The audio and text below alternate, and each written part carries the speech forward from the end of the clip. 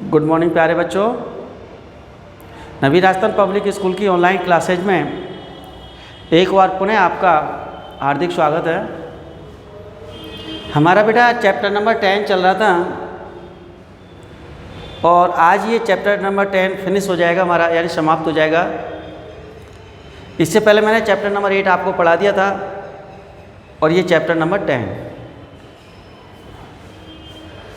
सारे टीचर्स बड़ी ईमानदारी के साथ आप लोगों के सहयोग की अपेक्षा कर रहे हैं, क्योंकि बहुत ईमानदारी से वो मेहनत करके आपको हर टॉपिक को इस तरह से क्लियर करा रहे हैं कि आपको ऑनलाइन क्लासेज में किसी भी तरह की कोई प्रॉब्लम नहीं आए। अब बेटा टीचर अपना फ़र्ज़ पूरा कर रहा है, विद्यालय प्रशासन डायरेक्टर सर अपना पूरा प्रयास कर रहे हैं, अपना पूरा फ़र्ज़ निभा रहे हैं। तो बच्चों आपसे भी आशा की जाती है कि आप भी अपना पूरा फ़र्ज़ निभाएंगे। घर पर डेली जो आपको वीडियोज़ प्राप्त होंगे कल से, उन सबको आप ढंग से पढ़ेंगे। इन वीडियोज़ को जो आपको प्राप्त होते हैं डेली, जितने भी प्राप्त हो चुके हैं या हो रहे हैं, उन सबको आप पढ़ो, ढंग से समझो, बार बार रिवाइज करो। जितना रिवाइज करोगे, सीरियसली लोगे, आपको उतना ही टॉपिक क्लियर होगा। और ये तो आपको पता है बेटा कि अभ्यास कंपलसरी है, बार बार आपको अभ्यास तो करना पड़ेगा। बुक्स के लिए मैंने आपको कह दिया था कि 10th की बुक्स चेंज नहीं हुई है, या तो आपके पास बुक्स होंगी, नहीं है तो परचेज करें, किसी भी मित्र से ले लें। साइंस का तो एग्ज़ाम हो भी चुका है, तो कोई भी मित्र दे देगा आपको, या नई बुक सेलरों के पास उपलब्ध है, वहाँ से प्राप्त करें। सीरियसली पढ़ें। मैंने दोनों चैप्टर बोर्ड के इतने टफ चैप्टर सॉल्व कराए बेटा। पूछ लेना आपके जो सीनियर्स 10th में पढ़ते हैं या पढ़ चुके हैं कि इन चैप्टरों के लिए बच्चे कितने परेशान होते हैं। इसीलिए मैंने ये दोनों चैप्टर लिए टफ वाले, जिससे बच्चे घर पे फ्री हैं तो इनको ढंग से समझ सकें। और इसीलिए आपको हर एग्जाम्पल एक में घर के उपकरणों के द्वारा या घर में जो काम चीज़ आती हैं काम में, उन सब का एग्जाम्पल लेते हुए आपको समझा रहा हूँ। मैंने कल आपको एक समझाया था दक्षिणावर्त पेज का नियम। इसके बाद दूसरा नियम पढ़ाऊंगा बेटा मैं, दक्षिण हस्त का नियम। सॉरी यार, टॉपिक क्लियर कर दो। विद्युत धारा का तापीय प्रभाव क्या है? विद्युत धारा का तापीय प्रभाव यही है बेटा कि जब किसी चालक तार में विद्युत धारा प्रवाहित की जाती है तो विद्युत धारा के मार्ग में रुकावट उत्पन्न होने के कारण इलेक्ट्रॉनों की गतिज ऊर्जा में परिवर्तन आता है, कमी आती है, और वह तापीय ऊर्जा में परिवर्तित हो जाती है, जिसके कारण तार गर्म हो जाते हैं। इसे ही विद्युत धारा का तापीय प्रभाव कहते हैं। उदाहरण गीजर का, बल्ब का, प्रेस का, समझा देना। दक्षिणावर्त पेज का नियम, इसको इसलिए मैंने लिया है कि थोड़ा सा टफ पड़ता है समझाने के लिए। इस नियम के अनुसार यदि किसी दक्षिणावर्ती पेज को इस प्रकार घुमाएं कि उसका नुकीला सिरा धारा की दिशा में गति करें, तो पेज के घुमाने की जो दिशा है वो चुंबकीय क्षेत्र की दिशा को व्यक्त करती है। इसी नियम से मिलता जुलता दूसरा जो नियम है वो देखिएगा, कंफ्यूज नहीं होना है, इसीलिए मैं इसको बता रहा हूँ कि मिलता जुलता नाम है, बहुत सी चीज़ें समानता भी है। वो है दक्षिण हस्त का नियम। दक्षिण हस्त का नियम।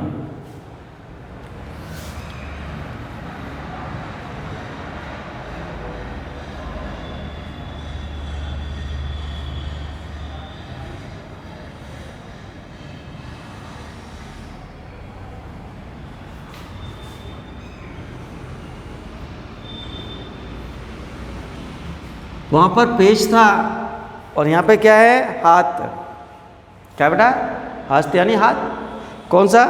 राइट हैंड, दक्षिण हस्त, ये वाला। इसके अनुसार यदि किसी धारावाही चालक तार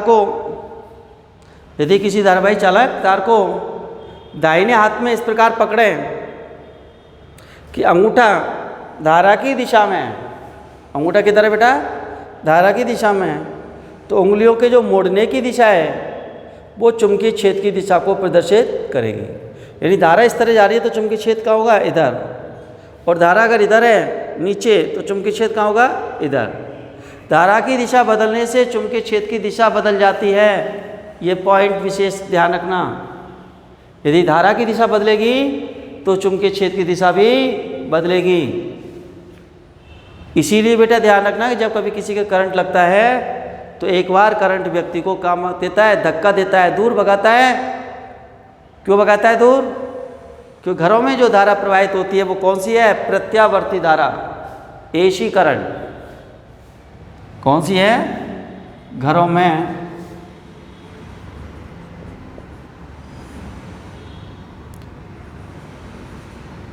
प्रवाहित, घरों में प्रवाहित विद्युत धारा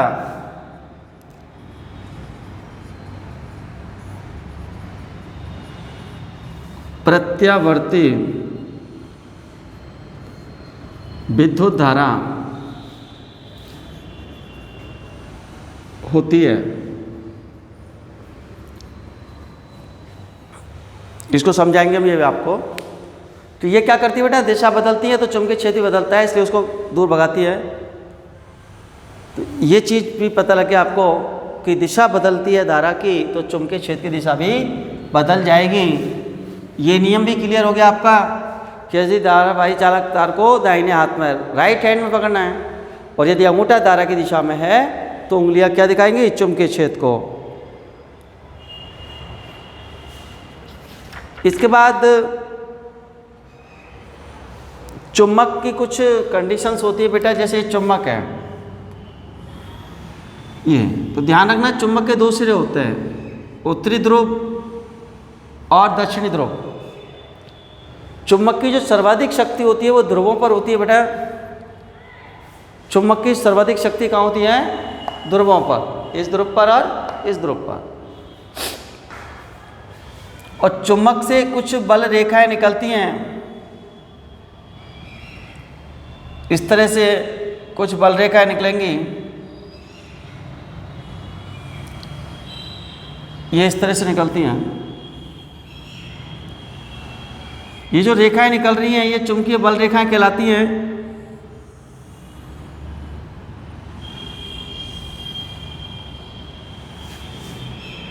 ये क्या कहलाती हैं? चुंबकीय बल रेखाएं। और चुंबकीय बल रेखाओं की जो दिशा होती है वो उत्तर से कहाँ आती है? दक्षिण दिशा की ओर। यानी उत्तर से निकलेंगी और दक्षिण दिशा की ओर प्रवेश करेंगी।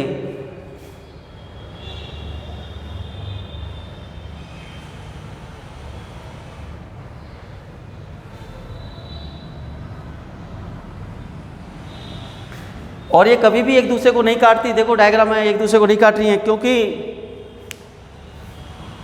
चुंबक को जब हम एक जगह पर लटकाते हैं तो उसका एक सिरा उत्तर की तरफ, दूसरा सिरा दक्षिण की तरफ लटका हुआ रहता है।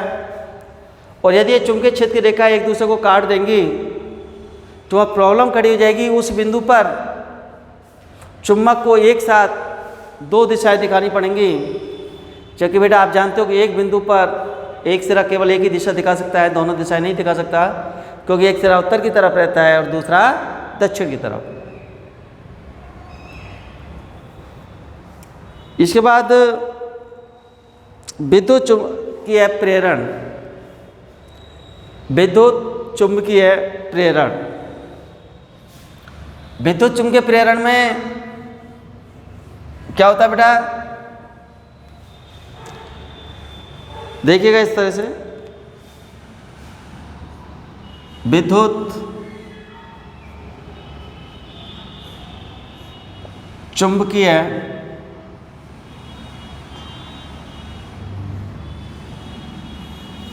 प्रेरण।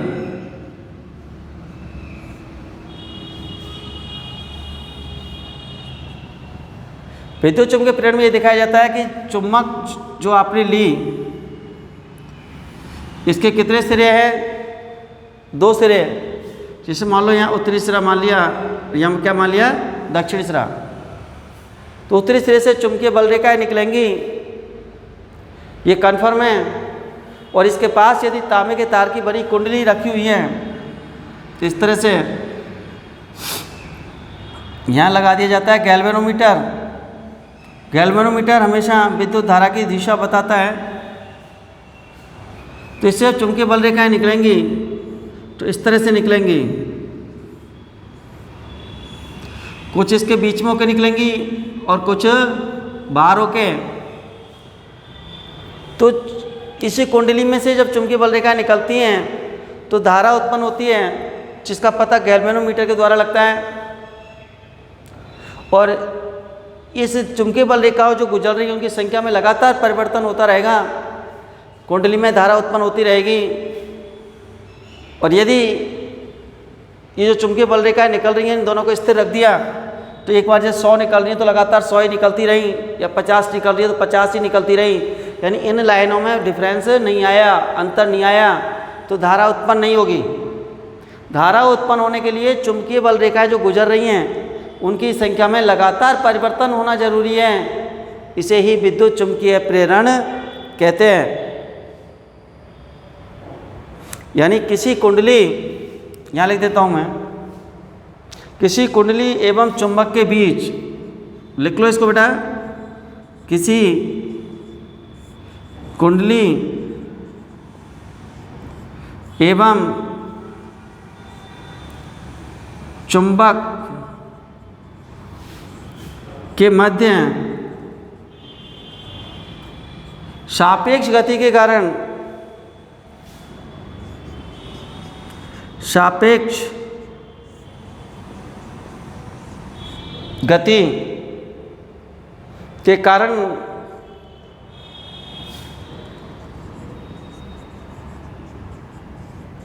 कुंडली में उत्पन्न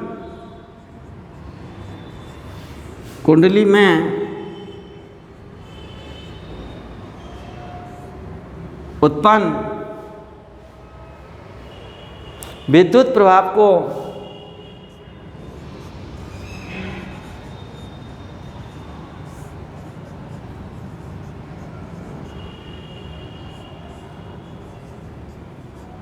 कुंडली में उत्पन्न विद्युत प्रभाव को विद्युत चुंबकीय प्रेरण कहते हैं।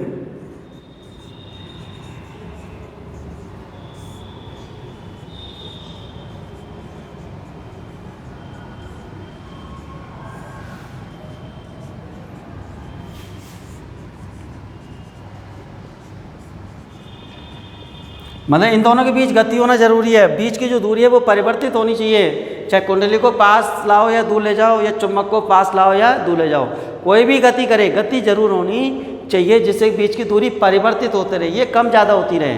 तो इससे क्या होगा, कुंडली से जो निकल रही है चुंबकीय बल रेखा है, इसके मान में परिवर्तन आएगा और विद्युत प्रभाव उत्पन्न होगा, धारा उत्पन्न होगी। वैसे ही कहेंगे विद्युत चुंबकीय प्रेरण। उतार लो इसको, एक बार बना लीजिएगा डायग्राम बना के इसको लिखें।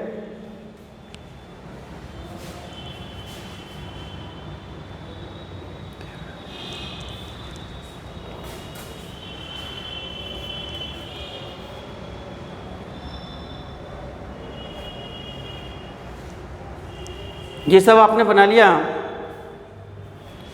इसके बाद बहुत मज़ेदार टॉपिक आने वाला है, विद्युत धारा जनित्र। विद्युत धारा जनित्र, देखिएगा इसको समझ लें पहले।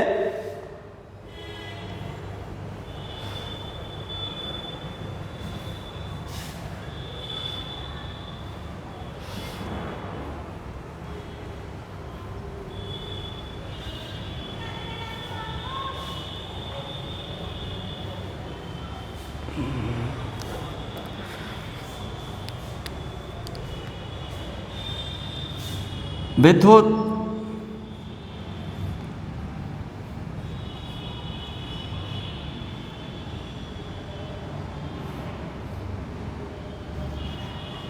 धारा जनित्र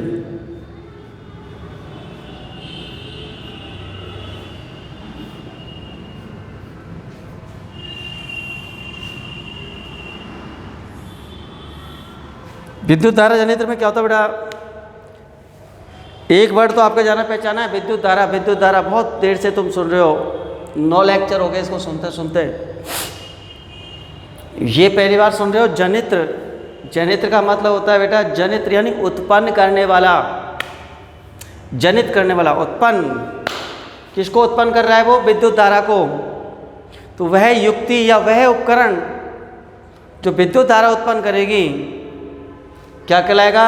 विद्युत धारा जनित्र। क्या कहलाएगा वो? विद्युत धारा जनित्र। इसमें ये एक ऐसी युक्ति होती है जो कि चुंबकीय क्षेत्र में रखी कुंडली को जब हम यांत्रिक ऊर्जा देते हैं तो वह यांत्रिक ऊर्जा किस में परिवर्तित हो जाती है? विद्युत ऊर्जा में, और विद्युत धारा उत्पन्न होती है। तो मैं इसकी डेफिनेशन लिखा देता हूँ, चलो देखो, बहुत मोस्ट है। वह युक्ति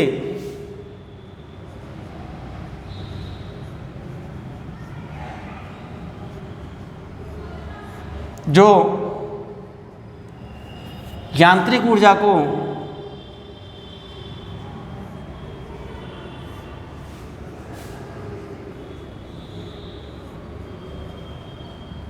विद्युत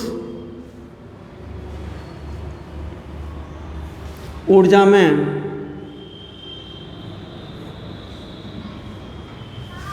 रूपांतरित करती है,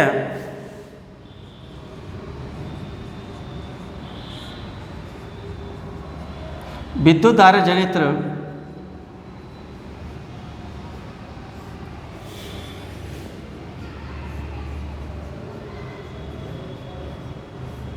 कहलाती है।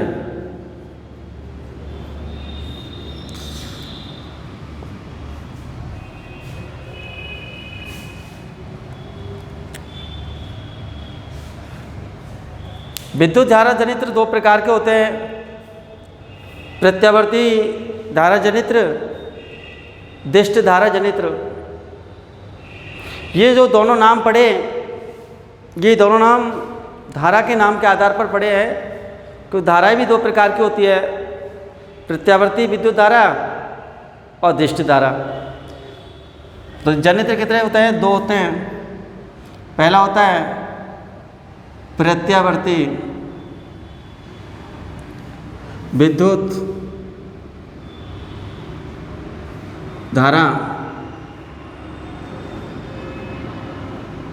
जनित्र, दूसरा होता है दिष्ट धारा जनित्र। ये कौन सा करंट उत्पन्न करेगा? एसी। और ये कौन सा करंट उत्पन्न करेगा? DC, direct. तो घरों में जो विद्युत धारा प्रवाहित होती है वो कौन सी धारा उत्पन्न होती है? घरों में प्रवाहित होने वाली धारा है प्रत्यावर्ती विद्युत धारा। जो मोबाइल की बैटरी या कारों की बैटरी या सेल के द्वारा जो प्राप्त होती है वो कौन सी होती है? दिष्ट धारा। तो घरों में प्रत्यावर्ती धारा और मोबाइल की बैटरी या कारों की बैटरी या सेल के द्वारा जो प्राप्त है वो दिष्ट धारा है। और इन्हीं के आधार पर इनका नाम पड़ गया दिष्ट धारा जनित और प्रत्यावर्ती धारा जनित। तो पहला कौन सा हमारा? प्रत्यावर्ती विद्युत धारा जनित्र। तो चलो हम सबसे पहले यही पढ़ाई चालू करते हैं, प्रत्यावर्ती विद्युत धारा जनित्र।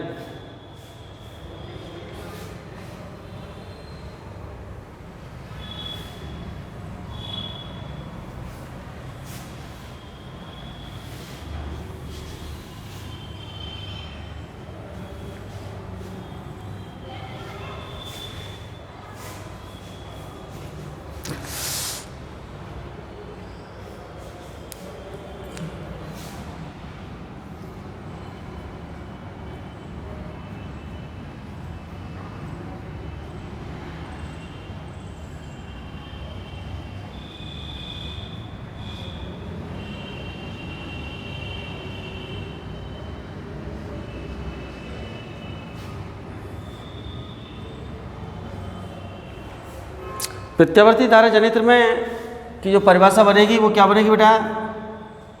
वह युक्ति जो यांत्रिक ऊर्जा को प्रत्यावर्ती विद्युत धारा में परिवर्तित करती है, प्रत्यावर्ती धारा जनित्र कहलाती है।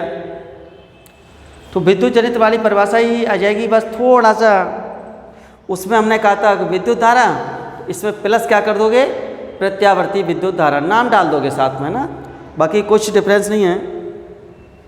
ये विद्युत चुम्बकीय प्रेरण के सिद्धांत पर कार्य करती है।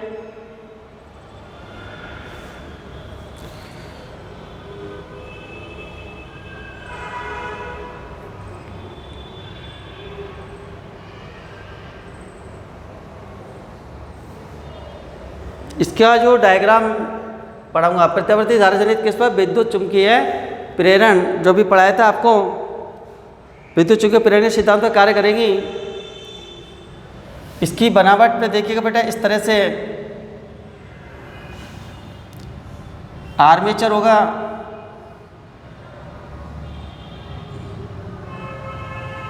ये सर्पी वलय,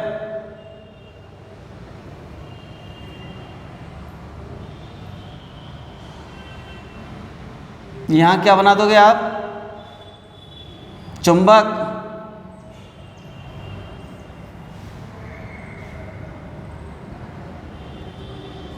NS,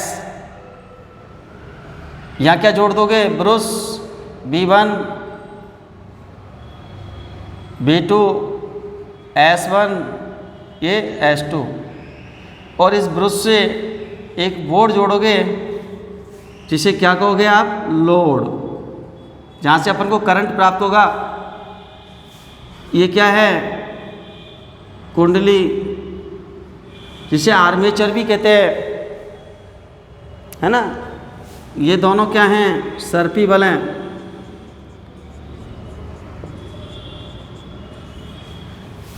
ये क्या है, शाफ्ट। यहाँ आपको क्या बनाना पड़ेगा, एक हैंडल। आजकल इस हैंडल को बनाते नहीं है क्योंकि सेल्फ वाले आ गए हैं, तो हैंडल बनाए या नहीं बनाए कोई फ़र्क नहीं पड़ता।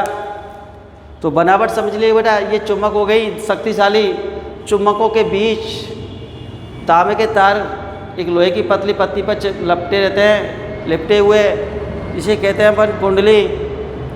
कुंडली के दो सिरे होते हैं, जैसे इसके पॉइंट डाल दिया अपन बेटा, A B C D।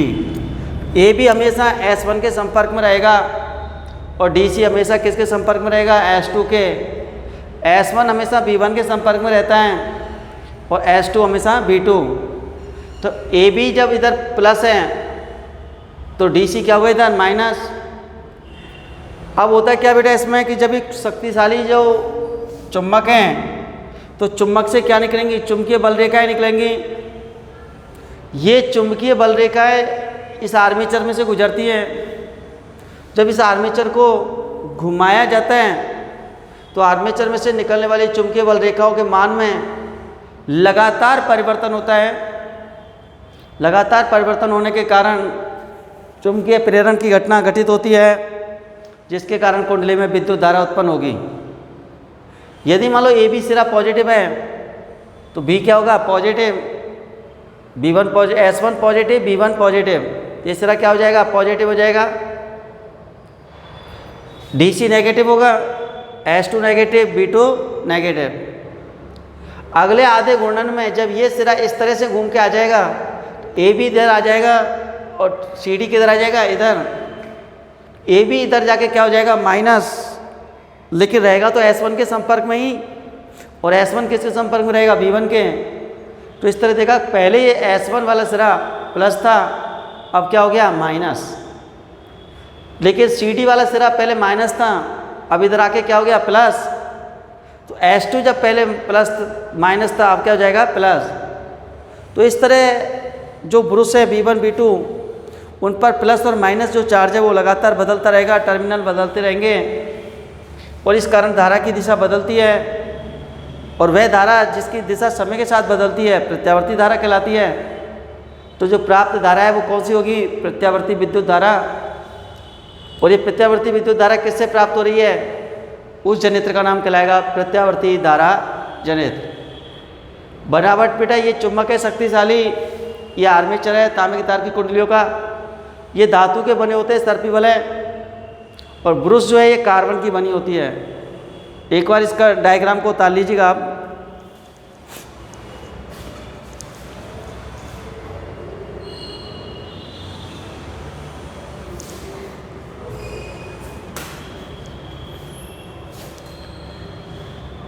इसको थोड़ा सा आपको बुक्स में से भी बार बार 2-3 बार पढ़ना पड़ेगा। इसके बाद अगला आता है दिष्ट धारा जनित्र। उससे कौन सी धारा प्राप्त होगी? दिष्ट धारा, इसलिए उसका नाम क्या पड़ जाएगा? दिष्ट धारा जनित्र। इससे प्रत्यावर्ती धारा प्राप्त हुई थी और उससे दिष्ट धारा प्राप्त होगी।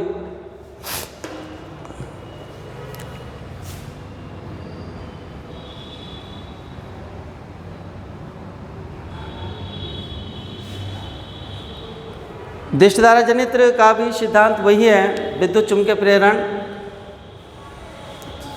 दोनों ही जनित्र एक ही सिद्धांत पर कार्य करते हैं। बनावट भी मूल रूप से सेम होती है, बस थोड़ा सा डिफरेंस होता है, उसको अपन विशेष ध्यान रखेंगे। शुरू में इसमें भी वही आर्मेचर होगा बेटा, जिसे अपन कुंडली कहते हैं। यहाँ पर 2 शक्तिशाली चुम्बकें होंगी।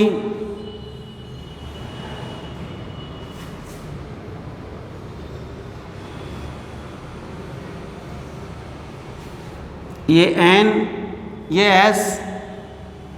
यहाँ पर जो सर्पी वलय थे, सर्पी वलय के स्थान पर यहाँ पर कम्यूटेटर आ जाते हैं, दिक् परिवर्तक।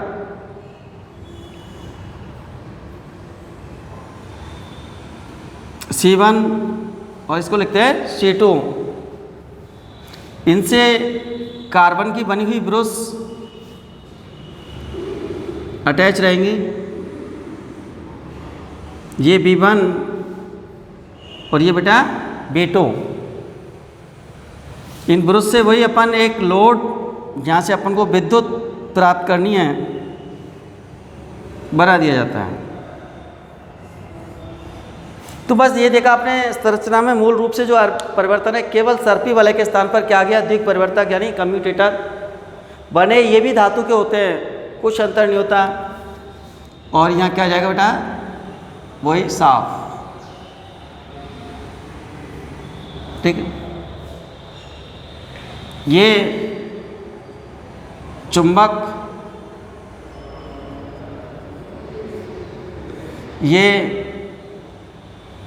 आर्मेचर, जिसे अपन क्या कह सकते हैं? कुंडली। ये कम्यूटेटर,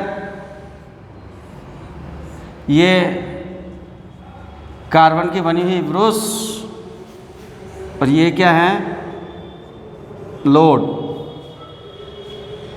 वही सिद्धांत इसमें है, लेकिन थोड़ा सा परिवर्तन क्या बेटा? कार्यविधि में अंतर है इसकी में। कि जैसे ये पॉइंट हमने माने थे AB और ये माने थे CD। जब AB प्लस, इसमें AB हम किससे रहता है? हमेशा C1 से, और CD किससे जुड़ा रहता है? C2 से। लेकिन उसमें क्या था? S1 हमेशा B1 के संपर्क में था। इसमें ऐसा नहीं होता। C1 पहले B1 के संपर्क में है, अगले आधे चक्कर में C1 घूम के इधर आएगा तो किसके संपर्क में आ जाएगा? B2 के। और C2 जो अभी B2 के पास है, इधर आके किसके पास आ जाएगा? B1 के। B1 B2 नहीं घूमते, केवल C1 C2 घूमते हैं। जब AB वाला सिरा पॉजिटिव है तो C1 क्या होगा? पॉजिटिव। CD नेगेटिव है तो C2 क्या होगा? नेगेटिव। C1 पॉजिटिव है तो B1 पे पॉजिटिव आएगा। इस तरह से सिरा कैसा हो जाएगा? पॉजिटिव। और ये सिरा कैसा हो जाएगा? नेगेटिव। अगले आधे गुणन की बात करें, जब ये इधर आ जाएगा तो CD इधर आके क्या हो जाएगा? प्लस। लेकिन C2 घूम के आ जाएगा B1 के पास और C1 चला जाएगा B2 के पास। तो CD प्लस हुआ है तो C2 प्लस हो गया। तो B1 के पास पहले C1 था तो C1 प्लस था, अब C2 आ गया तो C2 प्लस हो गया, प्लस है। तो हमेशा B1 के पास प्लस वाला सिरा ही रहता है और B2 के पास हमेशा कैसा रहता है? माइनस वाला सिरा। अर्थात इस जनित्र से जो धारा प्राप्त हो रही है उसकी दिशा समय के साथ नहीं बदल रही, और वह धारा जिसका दिशा समय के साथ नहीं बदलती, वो दिश धारा कहलाती है। इसलिए इस जनित्र का नाम है दिश धारा जनित्र। इस तरह से आज ये चैप्टर आपका फिनिश हो चुका है। आपको 2 चैप्टर बहुत मेहनत के साथ, बड़ी ईमानदारी के साथ, बहुत अच्छी लैंग्वेज में आपको समझाने का प्रयास किया। आप भी अच्छी मेहनत करोगे तो निश्चित है ये दोनों चैप्टर आपके बिल्कुल क्लियर हो जाएंगे। बहुत बोर्ड के हिसाब से महत्वपूर्ण है। बुक्स खरीद लो बेटा, नहीं खरीदी है तो, और पढ़ाई नियमित रखो, क्योंकि बोर्ड की क्लास है आपकी और बोर्ड के एग्ज़ाम टाइम पे ही होते हैं, ध्यान रखना। जैसे आप लोगों ने सुना अफवाह उड़ी थी कैंसिल होंगे, सारे एग्ज़ाम हो रहे हैं ना बोर्ड के। बोर्ड कभी भी कैंसिल एग्ज़ाम नहीं करता और टाइम पे ही होंगे तुम्हारे, ध्यान रखना। मार्च में या फरवरी के फरवरी के लास्ट वीक में चालू हो जाएंगे तुम्हारे। टाइम कम मिलेगा, कोर्स वही रहेगा, इसलिए आप अभी से मेहनत प्रारंभ करते हैं। एक बार इसको उतार लीजिएगा डायग्राम को। अब इसके बाद मैं आपको कुछ क्वेश्चंस दूंगा जो आपको घर पे सॉल्व करने बेटा, कि आपने देखते कितनी ईमानदारी से करते हो उनको। चलो लिखो क्वेश्चंस।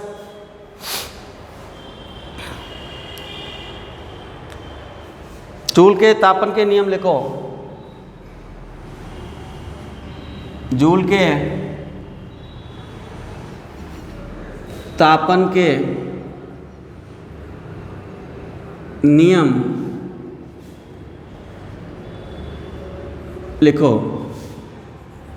क्वेश्चन नंबर 2,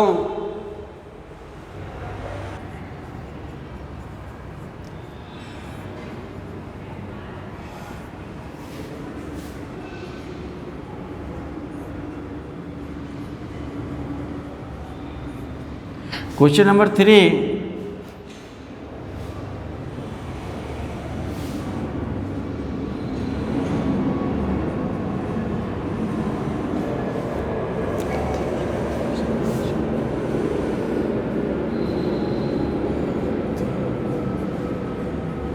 प्रतिरोधों के संयोजन से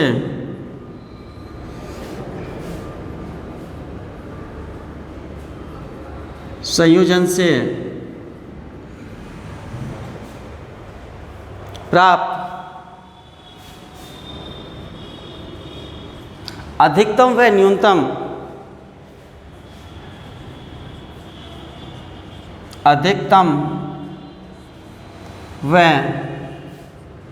न्यूनतम प्रतिरोध